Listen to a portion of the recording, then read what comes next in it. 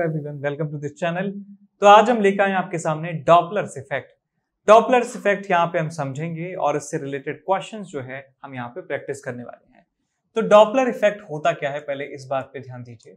Doppler's effect,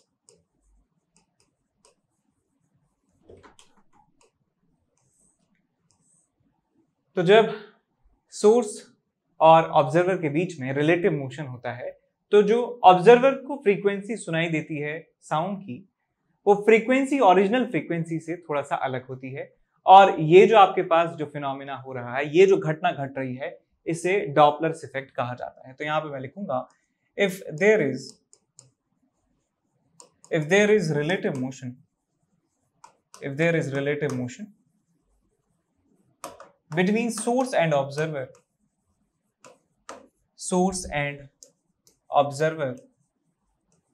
then frequency heard by the observer, frequency जो observer को सुनाई देती है, is different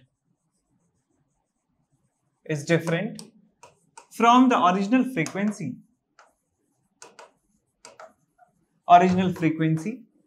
emitted by the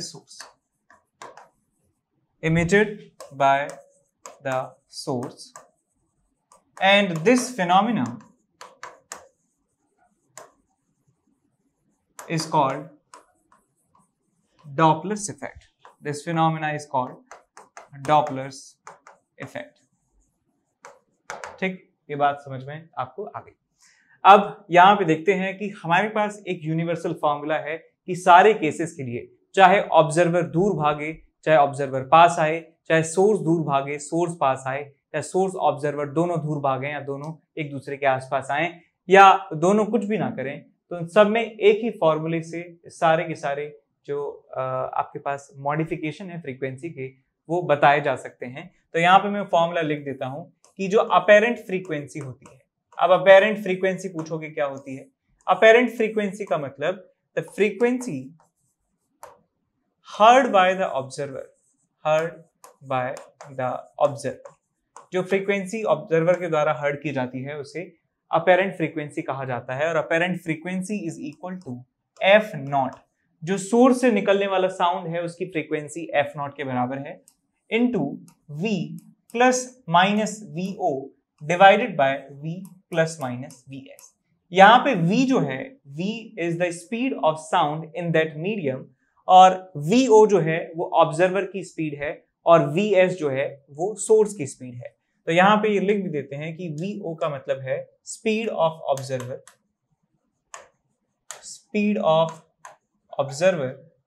vs का मतलब है स्पीड ऑफ सोर्स, और v का मतलब है, इन दोनों v का मतलब है speed of sound in that medium.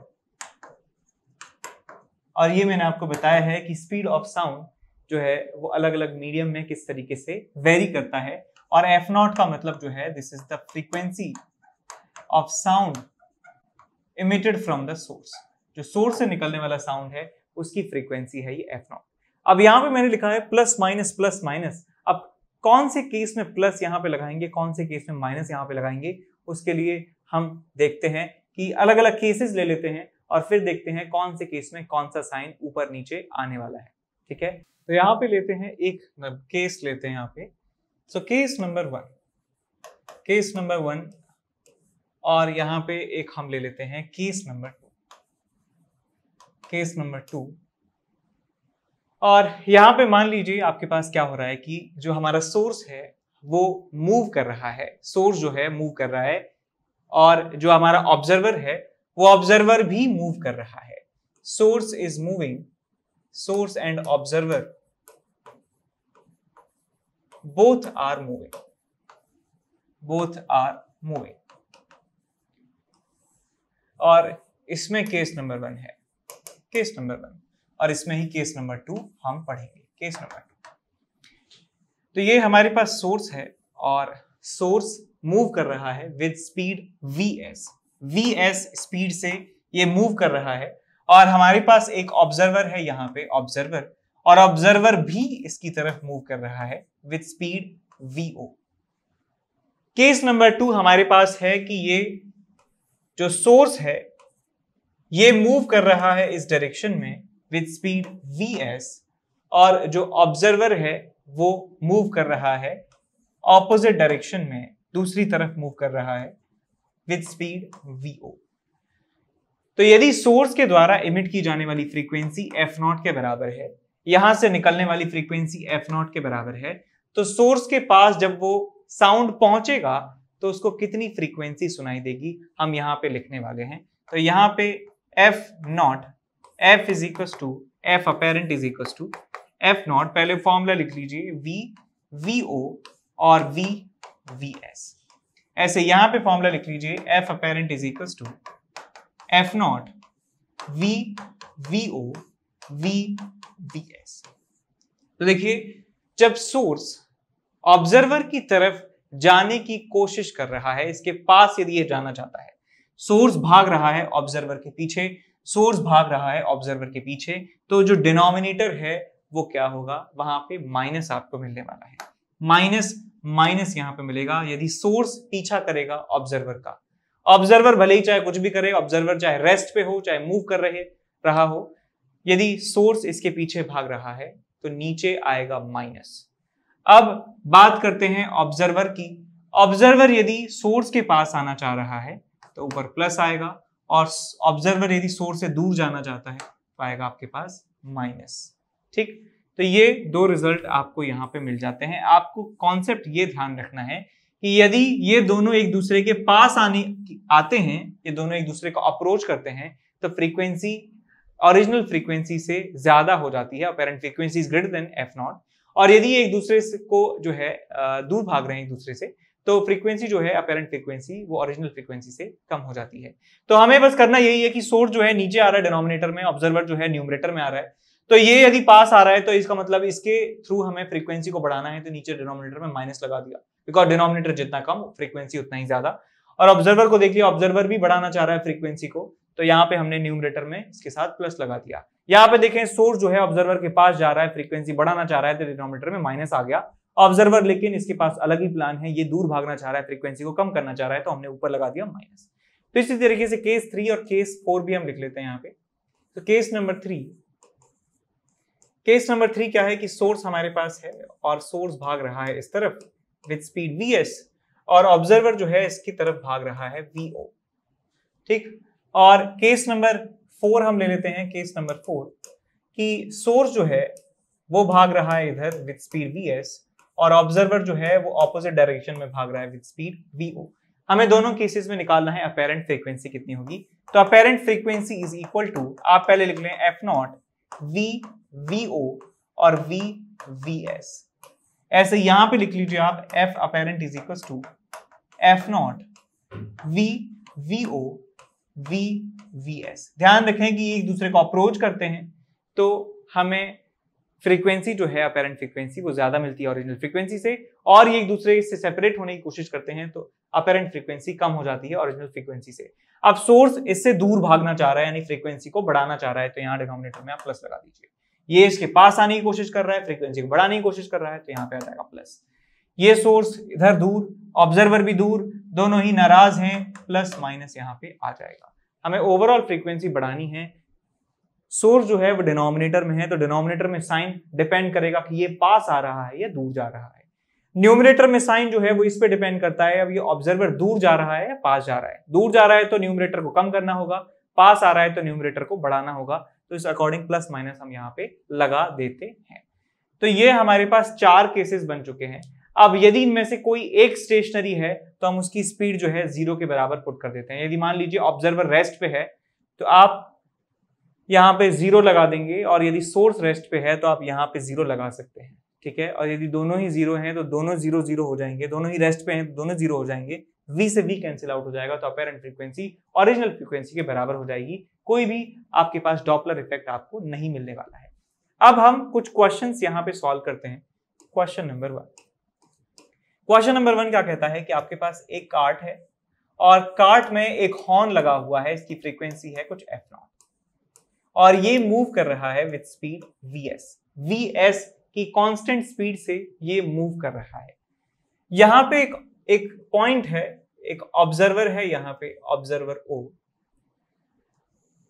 तो क्वेश्चन में कहा गया है कि जब ये कार्ड जो है इस ऑब्जर्वर को अप्रोच करती है, ये कार्ड जब ऑब्जर्वर को अप्रोच करती है तो फ्रीक्वेंसी इसको सुनाई देती है f1 के बराबर, और जब कार्ड इस पॉइंट को क्रॉस कर देती है, जब कार्ड इस पॉइंट को क्रॉस कर देती है और इससे दूर जा रही है तो इसको फ्रीक्वेंसी सुनाई देती है f2। तो आपको ये कैलकुलेट करना है कि f1 और f2 का जो डिफरेंस है वो कितना होगा। f1 और f2 का जो डिफरेंस है f1 माइनस f2, ये आपको कैलकुलेट करना है कितना आपको मिलने वाला है। तो यहाँ पे देखिए क्वेश्चन को कैसे सॉल्व करेंगे। तो पहले तो आप सोर्स और ऑब्जर्वर यहाँ पे पहचानिए, किस तरीके से सोर्स और ऑब्जर्वर को पहचान सकते हैं। तो जो साउंड इमिट करता है उसे सोर्स कहा जाता है, जो साउंड को ऑब्जर्व करता है उसे ऑब्जर्वर कहा जाता है। तो ये सोर्स है, ये ऑब्जर्वर है। मैं f1 की वैल्यू कैलकुलेट कर रहा हूं। ओरिजिनल फ्रीक्वेंसी जो है वो f0 है, जो इसको सुनाई दे रही है वो f1 के बराबर है। तो यहां लिख सकता हूं मैं f1 is equal to f0 VO divided by VS। तो बेटा ये देखिए कि ऑब्जर्वर जो है वो रेस्ट पे है, तो इसका मतलब स्पीड कितनी हो जाएगी इसकी 0, और सोर्स इसके पास आने की कोशिश कर रहा है, यानी फ्रीक्वेंसी जो है बढ़ाने की कोशिश कर रहा है। तो न्यूमरेटर में साइन कौन सा लगाएंगे, न्यूमरेटर में लगाएंगे माइनस, जिससे डिनोमिनेटर कम हो जाए और ओवरऑल क्वांटिटी जो है वो बढ़ जाए। तो यहां पे आपको मिलता है f1 की value is equal to f0 V upon V minus VS। अब हम बात करें f2 की, तो जब ये कार्ड जो है ये आगे निकल जाती है और ऑब्जर्वर यहीं रह जाता है, तो इसको सुनाई देने वाली फ्रीक्वेंसी f2 के बराबर है। तो इस वाले केस में देखिए f2 में क्या लिखने जा रहा हूं, f2 is equal to f0 VO divided by VS। अब देखिए ऑब्जर्वर तो रेस्ट में है, तो इस ऑब्जर्वर की जो स्पीड है वो 0 के बराबर हम लिख देंगे, और जो सोर्स है हमारा, ये सोर्स बाहर जाने की कोशिश कर रहा है, दूर जाने की कोशिश कर रहा है, फ्रीक्वेंसी को कम करना चाह रहा है। तो यहाँ पे हम डिनोमिनेटर में प्लस लगा देंगे, तो आपको यहाँ पे f2 की वैल्यू मिल जाती है f2 is equal to f0 V upon V plus VS। तो ये आपको आंसर यहाँ पे मिल जाएगा। तो इनमें से बता सकते हैं कि अपना आंसर चेक करने के लिए कि कौन सा ज्यादा है कौन सा कम है। तो पहले वाले केस में ये अप्रोच कर रहे थे एक दूसरे को, ये रेस्ट पे था, ये अप्रोच कर रहा था, तो फ्रीक्वेंसी अपनी ओरिजिनल फ्रीक्वेंसी से ज्यादा आपको मिलने वाली है, यानी कि f1 की वैल्यू f0 से ज्यादा होगी, f1 की वैल्यू f0 से ज्यादा होगी। और जब ये इस ऑब्जर्वर से दूर जा रहे हैं, इसका मतलब f2 will be less than f0। इन दोनों इनइक्वालिटी से कह सकते हैं कि f1 ज्यादा होगा, f2 कम होगा। और जो यहां से एविडेंट भी है इस एक्सप्रेशन से, यहां डिनोमिनेटर में v माइनस VS है, यहां पे v प्लस VS है, तो ज्यादा डिनोमिनेटर वाली क्वांटिटी छोटी होगी, कम डिनोमिनेटर वाली क्वांटिटी बड़ी होने वाली है। अब हम दूसरा एग्जाम्पल करते हैं। यहाँ पे दूसरा एग्जाम्पल है कुछ इस तरीके से, एग्जाम्पल नंबर 2, कि हमारे पास एक सोर्स है और सोर्स से निकलने वाली फ्रीक्वेंसी साउंड की V0 के बराबर है, और ये मूव कर रहा है विद स्पीड VS से, ये मूव कर रहा है। यहां पे हमारे पास एक वॉल है, वॉल, और यहां पे है एक ऑब्जर्वर, यहां पे है एक ऑब्जर्वर। तो क्वेश्चन में ये कहा गया है कि जो साउंड डायरेक्टली इसको सुनाई दे रहा है ऑब्जर्वर को, वो साउंड की फ्रीक्वेंसी f1 के बराबर है, यानी कि जो साउंड डायरेक्ट जा रहा है वो फ्रीक्वेंसी f1 का साउंड इसको पहुंच रहा है, और जो साउंड रिफ्लेक्ट होके जा रहा है, जो साउंड रिफ्लेक्ट होके जा रहा है, वो साउंड की फ्रीक्वेंसी जो है वो f2 के बराबर है। यानी कि हम कह सकते हैं कि रिफ्लेक्टेड जो साउंड है उसकी फ्रीक्वेंसी f2 के बराबर है, और जो डायरेक्ट साउंड पहुंच रहा है उसकी फ्रीक्वेंसी f1 के बराबर है। तो आपको वही बताना है कि डिफरेंस बताइए, कि f1 और f2 का डिफरेंस आपको बताना है। f1 माइनस f2 बताइए कितना होगा। तो चलिए इस क्वेश्चन को करते हैं सॉल्व। तो पहले जो डायरेक्ट आपको साउंड मिल रहा है वहां की फ्रीक्वेंसी हम निकाल लेते हैं। तो f1 is the frequency of sound which is directly coming from the source to the observer. इसको लिख सकते हैं f1 is equal to original frequency f0 VO और VS। तो यहाँ पे देख सकते हैं कि ऑब्जर्वर जो है वो रेस्ट पे है, इसकी कोई भी स्पीड नहीं है, तो यहाँ पे मैं इसको 0 लिख सकता हूं। ये ऑब्जर्वर, ये सोर्स जो है इसको अप्रोच कर रहा है, तो डिनोमिनेटर में आ जाएगा माइनस, तो आपको यहां से F1 मिल जाता है। F1 is equal to F0 V upon V minus VS। तो ये F1 की वैल्यू आपको यहां पे मिल जाती है। अब बात करते हैं F2 की, कि जो साउंड रिफ्लेक्ट होके आया है उसकी फ्रीक्वेंसी कैसे निकालेंगे। तो आपको ये बता देना चाहता हूं कि हाउ टू कैलकुलेट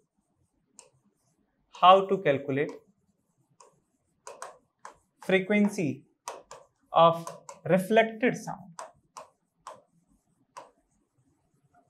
कि जो साउंड रिफ्लेक्ट होके आता है वो फ्रीक्वेंसी कैसे कैलकुलेट की जाती है। एक एग्जांपल के थ्रू मैं आपको बता रहा हूं, उसके बाद उस क्वेश्चन पे आएंगे, ठीक है। तो मान लीजिए आपके पास एक वॉल है, एक ऑब्जर्वर है, एक सोर्स है, यहाँ पे सोर्स, और सोर्स से फ्रीक्वेंसी आ रही है, ठीक है। F0 के बराबर फ्रीक्वेंसी का साउंड यहाँ पे आ रहा है वॉल पे। तो आप पहले स्टेप नंबर 1 में क्या करेंगे, जब साउंड यहां से यहां पहुंच रहा है तो आप वॉल को मान सकते हैं कि ये एक स्टेशनरी ऑब्जर्वर है। तो स्टेप नंबर 1 में आप लिखेंगे, स्टेप नंबर 1 इस क्वेश्चन को सॉल्व करने का ये है कि assume wall as a stationary observer, और देखिए कि ये कितना साउंड, यदि ये ऑब्जर्वर होता तो ये कितना साउंड इसको मिल रहा होता, किस फ्रीक्वेंसी का साउंड इसको मिल रहा होता। तो मैं यहां लिख सकता हूं F वॉल, कि वॉल को जितना सुनाई देगा F wall is equal to original frequency कितनी है F0। ये ऑब्जर्वर की तरह मान रहे हैं स्टेप 1 में, तो यहां लिखूंगा मैं V plus minus 0 divided by V, ये सोर्स इसके पास आ रहा है तो V माइनस VS। तो ये आपको फ्रीक्वेंसी मिलने वाली है जो वॉल को सुनाई देगी। वॉल को माना है मैंने ऑब्जर्वर पहली स्टेप में, तो वॉल को जो फ्रीक्वेंसी सुनाई देगी that will be V upon V minus VS। अब सेकंड स्टेप में आप इस वॉल को मानिए एक स्टेशनरी सोर्स, क्योंकि जब ये साउंड यहाँ पे इंसिडेंट होगा और रिफ्लेक्ट होगा तो साउंड ऐसा लगेगा कि इस वॉल के द्वारा जो है साउंड इमिट किया जा रहा है। तो स्टेप नंबर 2 में हम लिखेंगे, step number 2, now assume wall to be a source, stationary source of frequency F wall। जो फ्रीक्वेंसी इसने ऑब्जर्व की थी उसी फ्रीक्वेंसी का सोर्स अब सेकंड स्टेप में आपको ये मानना है, और फिर आपको ये पूछना है अपने आप से कि यहां से जो फ्रीक्वेंसी, यहां से जो साउंड रिफ्लेक्ट हो रहा है उसको सुन कौन रहा है, ऑब्जर्वर ये खुद है या ऑब्जर्वर कोई और है। तो हम उस ऑब्जर्वर के लिए, उस फाइनल ऑब्जर्वर के लिए फ्रीक्वेंसी बता सकते हैं। वही फॉर्मूला, ऐसा ही फॉर्मूला दोबारा लगा देंगे, डॉपलर इफेक्ट, और आपका जो रिजल्ट है वो आ जाएगा। अब वापस चलते हैं अपने क्वेश्चन की तरफ, जहां हमें इस वॉल के द्वारा रिफ्लेक्टेड फ्रीक्वेंसी इस बंदे को सुनानी है, तो कैसे निकालेंगे। तो सबसे पहले हम इसमें स्टेप नंबर 1 लगाते हैं। तो स्टेप नंबर 1 के अकॉर्डिंग हम फ्रीक्वेंसी ऑफ वॉल निकालेंगे, यानी वॉल को जो फ्रीक्वेंसी सुनाई दे रही है वो कितनी है, ठीक है। तो देखिए यहाँ पे कि ओरिजिनल फ्रीक्वेंसी साउंड की कितनी है, F0। ऑब्जर्वर कौन है, वॉल है, ऑब्जर्वर की वेलोसिटी कितनी है, 0 है, तो यहां लिख सकता हूं V, और यहां पे आ जाएगा 0, प्लस माइनस कुछ भी लगा दें, डिवाइडेड बाय V और VS। जो सोर्स है इसके करीब आ रहा है तो इसका मतलब डिनोमिनेटर में आपको माइनस लगाना होगा। तो ये वॉल की फ्रीक्वेंसी आपको यहां पे पता चल जाती है। अब सेकंड स्टेप में आपको क्या करना है, इस वॉल को मानना है एक स्टेशनरी सोर्स, और जिस फाइनल ऑब्जर्वर को आपको ये फ्रीक्वेंसी सुनानी है उसके लिए आप फॉर्मूला लगा सकते हैं अगेन डॉपलर इफेक्ट का। तो मैं लिख सकता हूं F2 जो फ्रीक्वेंसी सुनाई देगी O को रिफ्लेक्ट होने के बाद is equal to original frequency. अब ये सोर्स बन चुका है एक, तो ये सोर्स की फ्रीक्वेंसी कितनी है, F वॉल, तो यहां लिखूंगा मैं F wall V VO V VS। तो यहां देखिए बेटा कि अब ऑब्जर्वर कौन है, ऑब्जर्वर है ये, और सोर्स कौन है, सोर्स है ये। दोनों की स्पीड कितनी है, दोनों की स्पीड कितनी है, दोनों की स्पीड 0 के बराबर है, तो ये भी 0 हो जाएगा, ये भी 0 आ जाएगा, तो आपको मिल जाएगा F2 is equal to F wall. तो जितनी फ्रीक्वेंसी वॉल को सुनाई दे रही है उतनी फ्रीक्वेंसी वहां से रिफ्लेक्ट हो रही है, तो यही हमारा आंसर जो है हमें मिल जाएगा। तो यहाँ पे आप देख सकते हैं कि दोनों ही फ्रीक्वेंसी जो है एक समान आ रही हैं। जितनी फ्रीक्वेंसी इसको डायरेक्ट आ रही है और जितनी फ्रीक्वेंसी लौट के आ रही है, वो दोनों फ्रीक्वेंसी एक समान है, तो इनका डिफरेंस कितना हो जाएगा, 0 के बराबर हो जाएगा। ठीक है,